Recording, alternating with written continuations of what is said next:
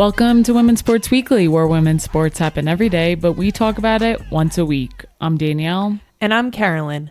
Women's Sports Weekly is a podcast where we discuss the latest news, explore interesting stories, and share our love for women's sports. Follow us on Instagram, YouTube, and TikTok at WomensSportsWeeklyPod.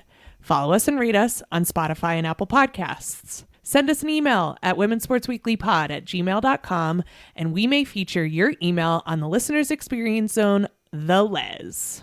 You have some pumpkin hair. Our pumpkin exploded before this episode. Well, just the top did. It's still there. We had quite the weekend. We did, starting with tracks. If you live in Denver, you might know about First Friday at Tracks, and it is quite the time. We'll tell our listeners what that is. First Friday at Tracks is dedicated to Lesbian Night, Women's Plus Night. I don't know exactly what they call it, but it's a lot of fun. We made our yearly appearance on Friday night with my flag football team, plus a bunch of other ladies, and it was a lot of fun. We did have a blast. We danced a lot, which is really all I want to do. Same. And shout out to my football team, Street Meet. Great name. It's horrible. So fun. But yeah, the dancing was so fun. The group we went out with was so fun. Everyone was just having a grand old time. And you turned to me at one point and I couldn't even hear because the music was so loud. I feel like I needed earplugs, which reason one, we're too old. Yes. And reason two is you said to me that you couldn't get as low as you normally do because your knees were hurting you. This was the first time. So like I've had knee issues where like I'm not able to dance because like my knees actually hurt. But this was the first time that both my knees were just achy and I was trying to like, get a little bit lower. And I was like, oh no, wait, I cannot. I really got a good laugh out of that. So music's too loud and knees are too achy, but nonetheless, we prevailed and had a great time. And we were the first people to leave. Yeah. Hey, and I thought we made it pretty long. I think we did a great job. We came, we saw, we conquered. We got to spend time with your friends. I really appreciated that and got to dance to some good music. They played Bad Bunny. I was super pumped. And then it was like, what time? 12:30? Yeah. We were like, let's head out of here. We had a great night. Yeah, we did. And then we come home to our very old house. Yep. Oh, I forgot about this. Oh my God. PTSD. It's all coming back. I started making a chicken quesadilla. As you do. And went to the bathroom and the toilet clogged. Number one or number two? Number one. Just a number one. Toilet clogged. Basement flooding. Yeah, this upstairs bathroom flooding. Overflowed the toilet. You ran to the basement. You were like, there's water everywhere. This is at like 1 a.m. at this point. It just, this house never keeps us on our toes. It never ends. I woke up with a headache Saturday and we had to prevail and still get work done in the basement because the fun never stops in our house. It never stops. And I had these towels. I think we were both just screaming at one point. I was like, these piss towels, I can't stand it anymore. Oh, it's too good. But I would say we got some good work done in the basement this weekend. And I am so proud of what we did. We have the start of a floating wall. Yep. Which, if you don't know what a floating wall is, don't worry. We didn't know what it was either till all this. But in Denver, apparently the floor moves up and down. To be up to code, you need to have a floating wall. So on Sunday, we were able to accomplish that. We got a new framing gun and we got it to work. We did. Figured it out. You're still too afraid to touch it. I won't touch it. After you almost flew off the step stool last week. But I got that bad boy working, and every time I was like, yeah. Yeah, you were really pumped up. Give me a saw. I like the saw. That's the power tool that I like in the house, not the hammer drill or whatever it is. Yeah. Hammer gun, whatever. We have both. I still stand by my theory that finishing your own basement is a sport. And we are slowly but surely getting better. We're losing in it. We're losing this sport. But No. yeah, maybe we're making some incremental positive change. Yeah, you wanted to give up on me a few times on Sunday. And I was like, Carolyn, we are so close to getting this thing hung. Just bear with me for like 30 more minutes. Yep. 30 more minutes is all I need. I threw my hands up in the air when we got it like Rocky. I've never been more proud. This has been harder than any marathon I've ever run, any game I've Wow. ever played. This basement stuff. Some people are commenting on our stuff that we need to get someone to do it for us, but I'm still stubborn as hell and we're going to do it ourselves. Yeah, shout out to the commenter on YouTube was like, just please get a TaskRabbiter. And I don't think they meant it in a mean way. I think they were just like, please help saying yourself. it in a playful way. But we're too cheap and we're not desperate enough yet. Although there have been many mental breakdowns, I think we need at least 5 more before we really decide to pay someone. We're getting there. We're getting there. All right, let's get into some professional sports. Yes. Even though I still think this is a professional sport, but let's get into the highlight reel for this week. The PWHL unveiled logos and names for both the Seattle and Vancouver teams. The Seattle are now the Seattle Torrent, and Vancouver is now the Vancouver Goldeneyes. Interesting. I don't really understand either of those. What is Torrent? So Torrent is, like a torrential downpour, okay. fast moving water. Okay. And the Goldeneyes, it's a duck. Maybe like a nod to the Mighty Ducks. The duck is cool looking, but it is still a duck. However, I kind of like the duck better than the Torrent. Which do you like better? Looking at the names and logos. I actually like Torrent better. At first, I was like, what does that mean? I'm thinking Seattle Rain, Torrent. I feel like it kind of goes Seattle Storm. I feel like it goes with the all water. the other Seattle teams. So That's a great point that I did not connect.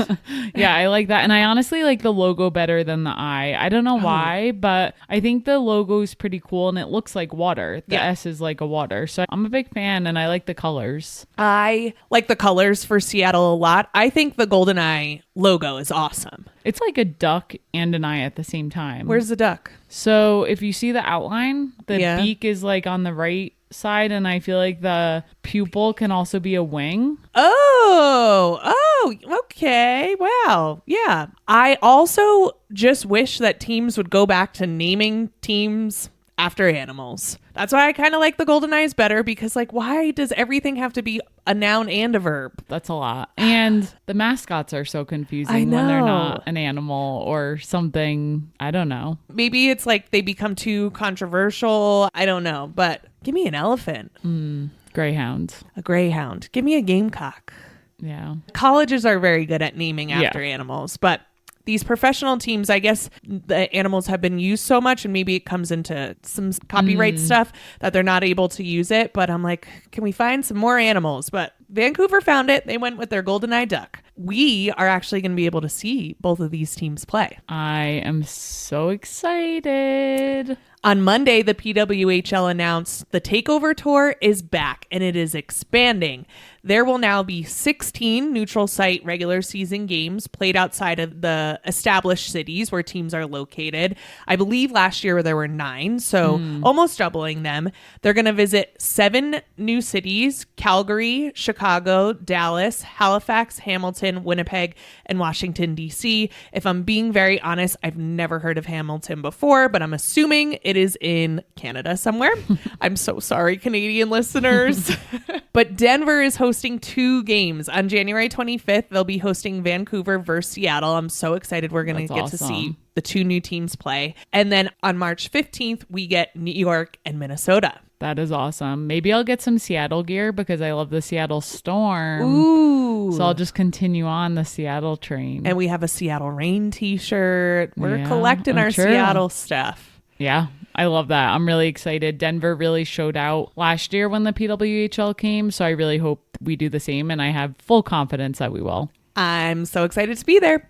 It's now time to talk about the NWSL. Oh my gosh. This weekend was just crazy. Those games all were played so tightly, so close. My biggest takeaway is I honestly feel bad for Jillian. Jillian was on our podcast last week. If you haven't listened, take a listen. Jillian, if you're listening, I'm sorry that your Kansas City Current are out. I was in full shock when Gotham beat them. Yeah, we'll get into that game, but Jillian, we love you. And we were rooting for Kansas City for you. Seriously, what? And such a great story, and it just came crashing down in these quarterfinals. So let's get into each of these matches. We'll start with the first game of the weekend, Orlando versus Seattle. Orlando wins 2-0. This was actually the only quarterfinal match completed in regulation time. Every other quarterfinal match was completed in extra time, stoppage time, PKs. We'll get into it. Really, what I want to talk about in this match is that the ref was wearing a camera. The head ref was wearing a camera on either his chest or his head. It must have been on his chest because I didn't see anything on his head. Who knows why they did this, but it was the most chaotic scene I've ever seen at a game. It was so funny. Marta is just like in his face yelling. She ended up actually getting a yellow card for it, but to see like a tiny little Marta just coming at you so angrily and all the other players just like looking and yelling, it was amazing. Some great footage in this match. And I love how they just would transition from the regular camera to the ref's camera. It's like you're being yelled at in that moment. It was really funny. Haley McCutcheon scored in the 21st minute for Orlando. And then in stoppage time at the end of the game, Marta was fouled in the penalty box. And midfielder for Orlando, Luana, took the penalty kick to get her first career NWSL goal. This was a really cool moment. Luana was diagnosed with Hodgkin's lymphoma in April 2024 and finished chemotherapy last month. Wow. So she comes into this game. Marta gets fouled. She kisses the ball and she gives it to Luana. Just like I have in my notes here, I just fucking love Marta. She's so intense, but then she's just this amazing teammate. And Luana scores the second goal for Orlando. And that's how the game ends. Orlando advance to the semifinals. Yeah. Happy for Marta. As I said, I just want more content of her and her mom at these games. Or her yelling at refs. Okay, let's get into this Racing Louisville versus Washington Spirit. Yeah, this was definitely a close one. We weren't sure what the injury list would be like, but turned out Trinity Rodman could not play in this game, which is obviously scary for Washington Spirit given how much of an impact she has on the field. But they were still able to prevail, which is really good for them. But it's interesting because she was listed as available before the game, but still didn't play. So I feel like maybe the coach is not wanting to reveal exactly what's happening with her. Playing some games. She didn't warm up with the team, and also the subs during the game will warm themselves up to stay warm. She didn't do that. Washington Spirit end up winning this match in penalty kicks, and she does run onto the field when they win, and she looks fine. So I'm not really sure what's going on. I do think there's some games being played by the Washington Spirit organization to not fully say exactly what's going on with Trinity Rodman. So will be interesting moving forward, but they were tied 1-1 and then they had to go into penalty kicks. So they went past the 2 overtime. It's so confusing because there's stoppage time. So stoppage time at the end of the game and the end of the half. And then there's extra time, which is that overtime. Yeah. So they played in their extra time, still tied 1-1, went to PKs. During PKs, Aubrey Kingsbury saved 2 of Racing Louisville's 4 shots, and the Spirit were able to convert all 3 of their shots. So with that, the Spirit ended up taking away the win in PKs. We need to take a second to talk about Aubrey Kingsbury. Her save percentage in shootouts is 34.6%. Every other keeper in the league combined, they have 20 saves and 156 attempts. So their save percentage is 12.8%. Ooh. She is the best shootout goalie in NWSL history. So a great person to have on your team, a great goalie to have if you're going into PKs. That's incredible. I really wonder what her method is. It's definitely a combination of watching on to film. You have to see what people normally do when they go up for PKs, but that can only help you so much. So I feel like a lot of it also has to be just being able to read someone's body language as they're about to go up for the shot. And of course, probably the most important thing is her reaction time. penalty kicks have to be one of the hardest things to save, and that percentage is truly just unbelievable. It is. It's such a feat, and Washington Spirit finds a way to win here, advance on to the semifinals. And I know we have a lot of friends who are Washington Spirit fans who are very happy with this. Yes, they are, especially after last week when we thought maybe Racing Louisville would find a way to win, which they really gave it their all and forced extra time and then those PKs. Let's get into this Gotham versus Kansas City game. Again, as a reminder, this was the 8 versus the 1, and Gotham wins 2-1. Yeah, I'm still not over this. But again, a lot of it has to do with injuries. Yeah. And it just sucks when players are injured, especially this time of the season when it impacts wins and losses. Yeah, Temwa Chawinga was out for Kansas City. Michelle Cooper didn't play in this match. For Gotham, Noah Stair. But Jaden Shaw scores for Gotham in the 68th minute. And honestly, I thought that was it. Kansas City looked flat. That goal also confused me a little bit. I feel like the angle she had on that, the goalie should have had it. And obviously... on Jaden Shaw's goal. Yeah, but... it's really amazing she was able to get it past the goalie at the angle she was at. It was a crazy angle. So we're nearing the end of the game, and I'm like, this is it. Like, Kansas City's just going to bow down here. And with seconds left in the game, Kansas City's Ellie Wheeler scored for the Current to make it 1-1. And again, I think this was a goalie mistake. Ann Ketchenberger for Gotham, one of the best goalies, but misread it and ties up the game 1-1 in the 6th minute of stoppage time. Yeah. So we go into extra time now. And in the 121st minute, Katie Stengel scored the game-winning goal for Gotham. This is the first time Gotham has beat Kansas City all season. They either lost to them or drew this entire season. This loss for Kansas City also ends an 18 unbeaten streak at home for the Current. Oof, that is a tough pill to swallow. I just felt like everyone was so sad in the stands. Yeah. It was just so rough. It was rough to watch. But Gotham heads to their 3rd straight semifinal. And we talked about this last week when they were in the 6th seed. They won the entire thing. And that was when they only had 6 teams make it into playoffs. Now they have 8 teams in playoffs, and they find a way to beat the best team of the season. And we said it from the start. Them as an 8 seed is a rough matchup for Kansas City from the start. Like, we knew that because is Gotham really an 8 seed? They just struggled at the end of the season bringing them down. So nonetheless, they move on. And let's get into this final matchup of the weekend. It was the Portland Thorns versus the San Diego Wave. Portland wins this game 1-0. This was a stoppage time goal. Both teams were scoreless through 90 minutes, but then Raylan Turner for the Portland Thorns broke through, scored a goal in the 4th minute of extra time with a header from Olivia Moultrie. This ball from Olivia Moultrie, she is so good. It was placed perfectly. Raylan Turner was in the exact right spot, and Portland wins the game and will now face the Washington Spirit in the semifinals. Ooh, that's going to be a good matchup. I'm excited for these next upcoming games. The last 4 NWSL champions made it to the semifinals, which I thought was an interesting fact. So the Spirit won in 2021, the Portland Thorns won in 2022, Gotham in 2023, and Orlando in 2024. And now they're going to face off in the semifinals. Pretty crazy. I love that. And they've all been there before. We talked about it in the past with other sports. Half the battle is, have you been in this position before? So it's going to be a tough go for all of these teams. It's going to be very exciting. Let's get into some updates. Yes. So we have Run Club this Thursday and every Thursday at 6 p.m. Mountain Time here in Denver at the 99ers Sports Bar.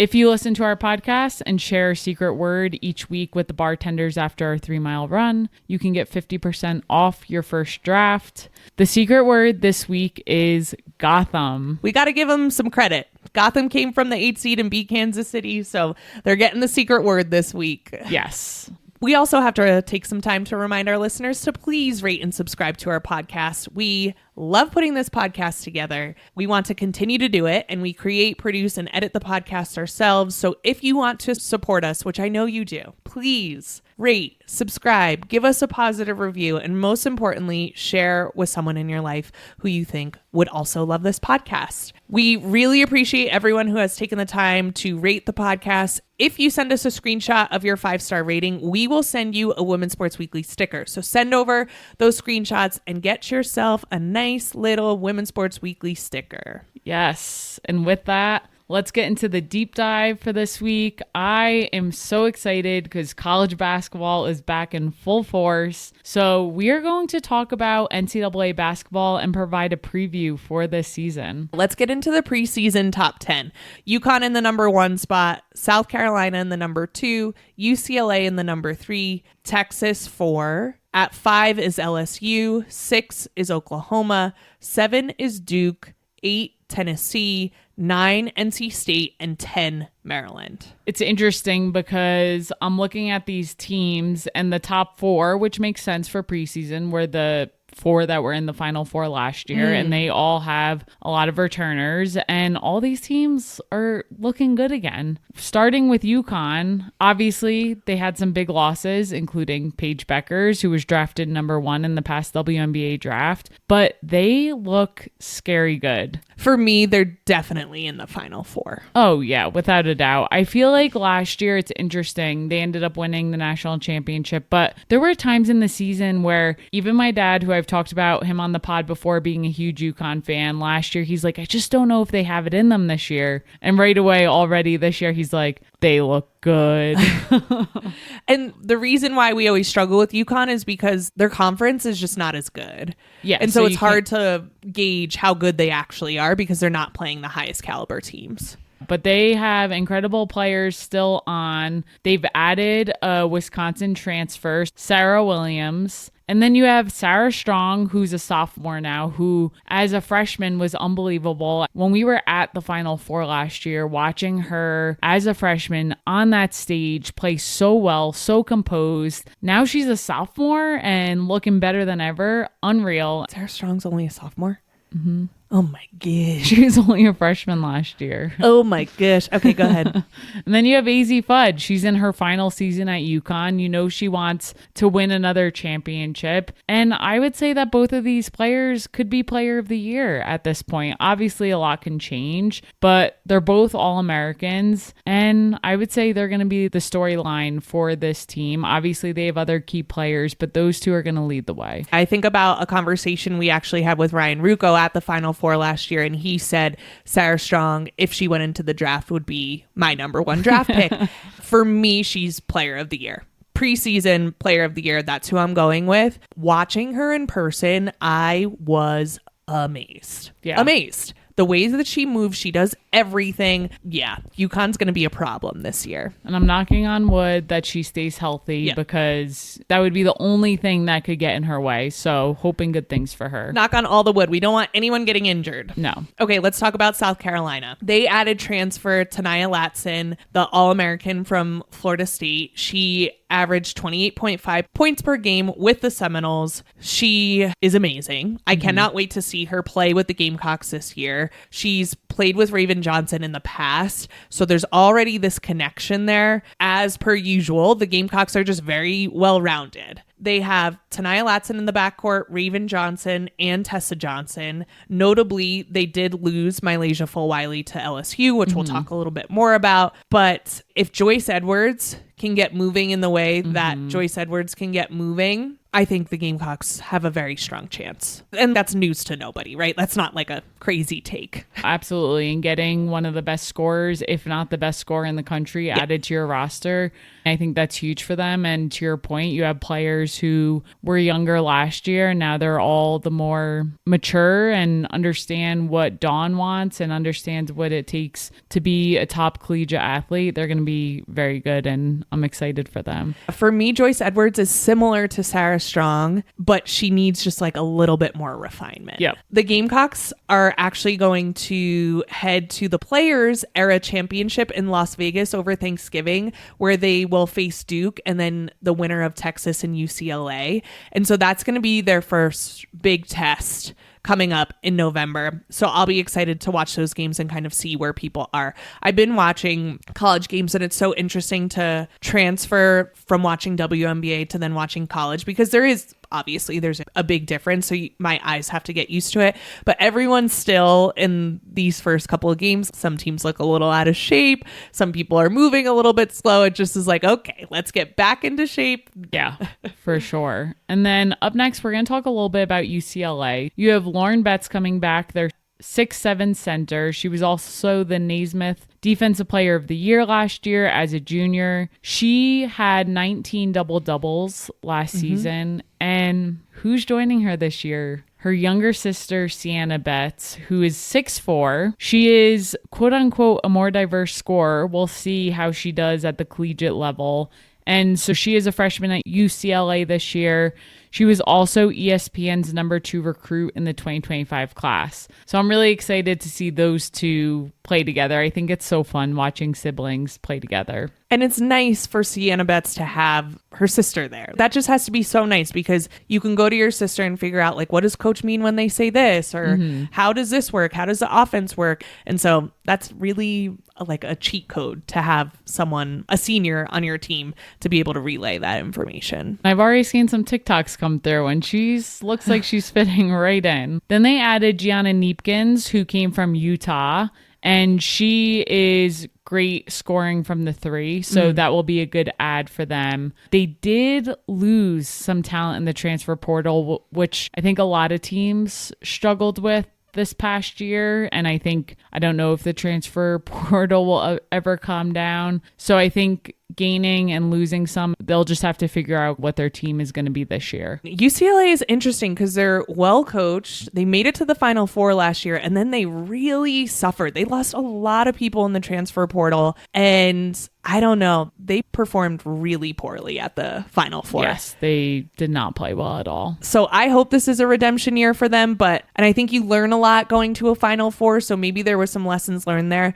But to me, they are the team that I have lower confidence in out of the top 4. Fair. All right, let's get into Oklahoma. Oklahoma has freshman Aaliyah Chavez. She's a 5'10" guard. She was Gatorade National Player of the Year, and she is playing alongside all SEC first team Reagan Beers, who, will Reagan Beers ever retire? Is she 35 at this point? I cannot tell.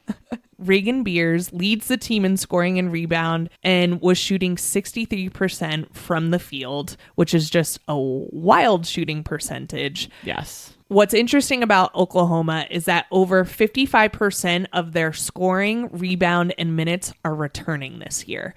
So a lot of people coming back. Can they win an SEC title?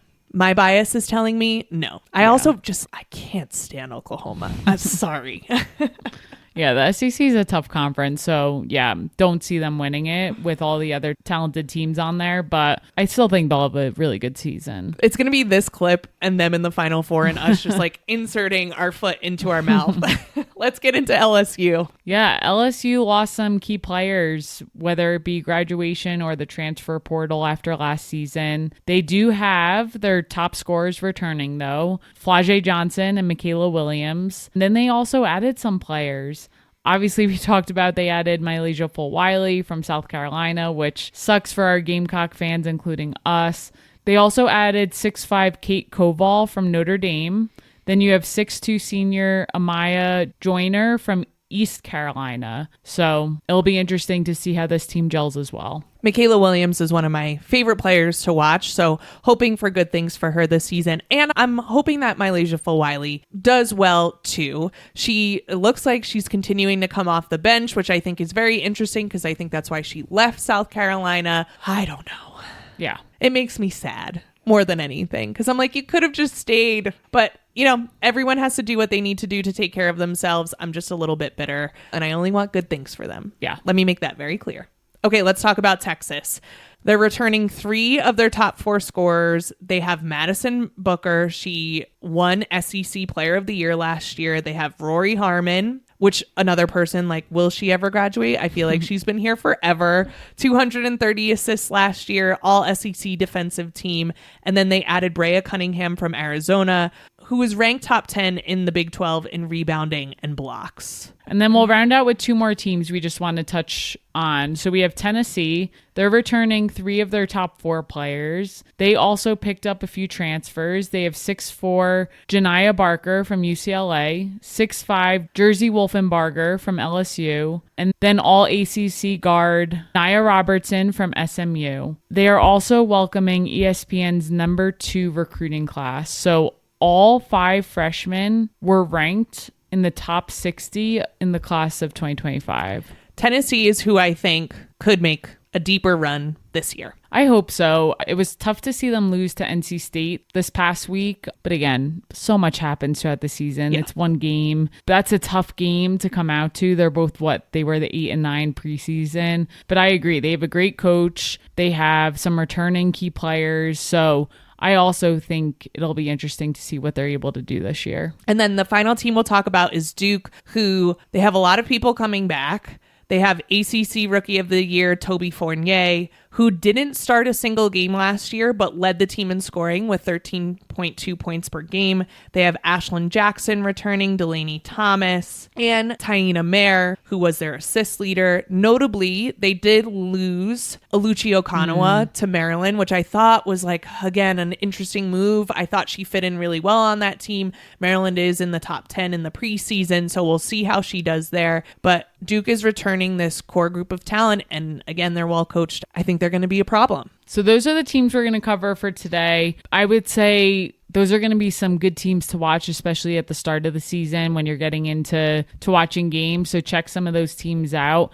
So now that we talked about all the top teams and got into them and talked about a lot of the top players, I want to talk about a few more top players / notable transfers that we haven't hit on yet. I'm sad we haven't talked about Notre Dame as part of the top teams, but obviously they lost a lot of players. But one of the players still on their team that we have to talk about is junior guard Hannah Hidalgo. She is such a great player. She had great games across the board last season. She's really good on defense. She is very high energy on both ends of the court, an efficient scorer, and I just think she's going to be key for Notre Dame this year, and I'm interested to see what they do. I think they'll have a decent season, but probably not as good as I would like for them to have. Yeah, because she is their key. She is that person, and that's a big weight to carry for one person who's a smaller guard. Yeah. And that takes us to why she's the only key player. Is one of the transfers we're going to talk about is Olivia Miles. So she is a senior guard. She was at Notre Dame, and she ended up transferring to TCU at the end of the season last year. Last year, she had a career high average of 15.5 points per game, and she was also 15th in the country in assists per game with 5.8. So that's a huge loss for Notre Dame. I was watching TCU play this last Sunday, and Olivia Miles is just amazing. But I look at the rest of TCU, and they actually, in their game this past weekend, Donovan Hunter for them played incredibly well, but it was Olivia Miles who was providing all the assists for her. And I don't think, from what I saw this past Sunday, I'm like, I don't know how TCU brings this together to be an Elite 8 team or even a Sweet 16 team, but Olivia Miles is so good. Yeah. So curious to see, even though she left Notre Dame, obviously still want good things for her, but can't say I'll be rooting for TCU this year, regardless of where she's at. And with that, why don't we talk about some dark horses? We already talked a little bit about these teams, and they're in the top 8, but Oklahoma and Duke, to me, have the potential to move up a lot higher in the rankings in that 1 through 5 spot, which they aren't at currently. But I do think if we're going to talk about towards the top sleeper teams, those are my top. Mm-hmm. We also have to talk about the Baylor Bears. They finished second in the Big 12 last season. They're returning 30% of their scoring and 32% of their minutes from last season. So about a third of their team is coming back. They beat Duke last week in the season opener and outscored Duke 15-9 in the fourth quarter. So a huge win for them to start off the season. And then we have NC State. I already mentioned this before, but they already beat Tennessee this year. It was such a close game. They won 80-77 this past Tuesday. But then they come back and lose to number 18 USC on Sunday, 69-68. And then Iowa State and Notre Dame are at the preseason rankings 14 and 15. And I think they can work their way up too. Yeah, we haven't talked about Audie Crooks for Iowa State, but an amazing player. And I expect that we'll see Iowa State inch on up. I expect to see Notre Dame inch on up, and I expect to see USC inch on up, and all of this fluctuate throughout the year. Yeah, so I'm excited. With that, we need to get into our way too early Final Four predictions. Yes, here we go. Mine are pretty boring. All right, let's hear it. Are you taking the top 4? I'm going with last year's Final Four. It's not going to happen. I know, but way too early prediction. That's what I'm going with. Let's hear it. South Carolina, go Cox, UConn, UCLA, and Texas. There, I said it. What are yours? Wow. Okay, I'm taking UConn. I'm taking South Carolina for obvious reasons. But then my final 2, I'm taking Duke. I think they're going to pull it together this year. And I'm taking Tennessee. And this is me just wishing. This is what I hope the Final Four is. I would love to see Tennessee in the Final Four. I used to be a huge fan, and they still have a special place in my heart. Our predictions are usually wrong, so we'll see where we end up. So that's our basketball preview for this upcoming season, and that's it for the deep dive this week. With that, let's talk about what we're looking forward to this week. Carolyn, what do you got for us? Let's talk about the NWSL semifinals. On Saturday, November 15th at 12 p.m. Eastern Time, the Spirit will take on the Portland Thorns on CBS. And then on Sunday, November 16th, Orlando vs. Gotham at 3 p.m. Eastern Time on ABC. We will be watching, and we hope you are too. What about for you? Well, first, who do you have winning these games? Talking about predictions. Ooh, I don't want to choose. I want the Thorns to win. Sorry, Washington Spirit fans. I'm rooting for Olivia Moultrie, and I want Gotham to win. What about you? I'm going Spirit Gotham. Spirit Gotham. All right. We'll see what happens. What are you looking forward to this week, Danielle? Yes, so tomorrow, Thursday, November 13th, we have NCAA basketball. Number 3 UCLA will take on number 11 North Carolina at 9 p.m. Eastern on ESPN. That is it for this week. We will see you next week on Women's Sports Weekly. In the meantime, watch women's sports and share the podcast with your friends. Rate and subscribe to the pod on Spotify, Apple, and YouTube. Thanks for joining us. Bye.